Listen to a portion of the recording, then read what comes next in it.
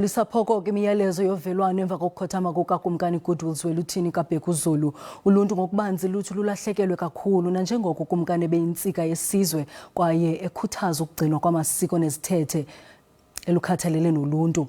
Intatheli yethu uSimphiwe Makhanya incokole nabahlali kwanongoma kumantla ephondo laKwaZulu Natal. Sisanda sibonge kwena bese sibingelele nakumbukele ekhaya sisho ukuthi sisenkabeni yedolobha lapha kwanongoma sithe ke asithathe leli thuba uzoxoxisana kabanzi nezakhamuzi zalapha kwanongoma ukuzwa umuzwa wazo kulandela phela ukukhothama kongangezwe lakhe ubayede. Njengamanje yasamukele ke udadewethu uLindiwe wakwaNdwandwe ozosichazela kabanzi ukuthi njengesakhamuzi sala kwanongoma sisilindiwe wena ungathi uthinteke kangakanani ngokukhothama kabayede? Thinteke kakhulu ngoba ngikhumbula imfundiso zakhe bezisikhulisa nazo sazophinde sithathe nathi lezo mfundiso zakhe abesikhulisa ngazo sikhulisa abantwana bethu ubeneyalo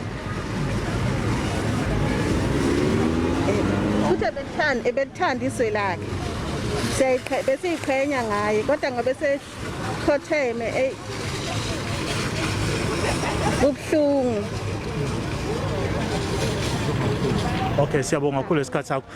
Asamukele nawe endabeni bese siyakubuza wena ukuthi uthini owakho umuzwa ngokukhothama kongangezwe lapho. Yebo, ngibonga ithuba enginikezwa lona. Igama lami ngibonga ukuhla kwaNdwandwe, ngumdayisa lapha etafuleni. Ngiphatheke kabi ngokukhothama kabayede endisishaqekile thina abadayisi basematafuleni. Ngoba besikhala kuye ubayede lapha siphatheka kabi khona, besikhala kuye ezizosikhulumela ubayede. Mhlasimbe ungathi iyiphi imfundiso ayishiyile lapha kule ndawo enizokwazi ukuthi nithathe ukuphokophela phambili niqhubeka nempilo?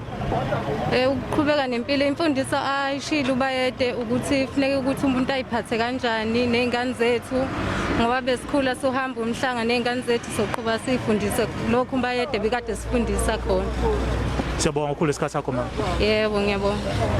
Asibonge kakhulu ke kodadewethu bazwakalisa ke nabo ukuphawula kwabo ngokukhothama kongangezwe lakhe. Bayachaza ke ukuthi kuningi abakufundile kuyena ubayede nezimfundiso nje esingathi abeyigqugquzela ukubala nje phakathi kokunye inhlonipho esikwaziyo ke njengamanje sesanda ukuthi amalungiselelo okutshala ubayede aseseqopheleni eliphezulu kuzokuba uLwesithathu ebusuku nokuzoba ke uhlelo oluzobe lungamelwe ke amalungu omndeni asendlunkulu kuphela abantu ke abaqhamuka kwezinye indawo bazobe bengavumelekile ukuba khona kulolu hlelo lwasebusuku. Asibuyisele intambo kwenegoli.